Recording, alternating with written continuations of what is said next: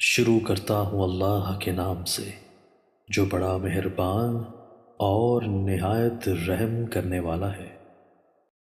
حضرت ابو ہریرہ رضی اللہ تعالیٰ عنہ بیان کرتے ہیں، رسول اللہ صلی اللہ علیہ وآلہ وسلم نے فرمایا، جس شخص سے علم کی کوئی بات پوچھی جائے جسے وہ جانتا ہو، پھر وہ اسے چھپائے تو روز قیامت اسے آگ کی لگام ڈالی جائے گی۔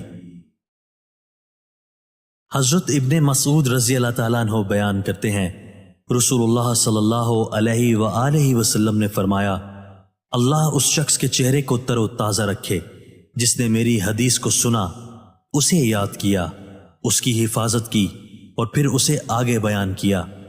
بسا اوقات اہل علم فقیہ نہیں ہوتے اور بسا اوقات فقیہ اپنے سے زیادہ فقیہ تک بات پہنچا دیتا ہے۔ 3 خصلتیں ایسی ہیں جن کے بارے میں مسلمان کا دل خیانت نہیں کرتا۔ عمل خالص اللہ کی رضا کے لیے ہو، مسلمان کے لیے خیر خواہی ہو اور اس کی جماعت کے ساتھ لگے رہنا، کیونکہ ان کی دعوت انہیں سب طرف سے گھیر لے گی، حفاظت کرے گی۔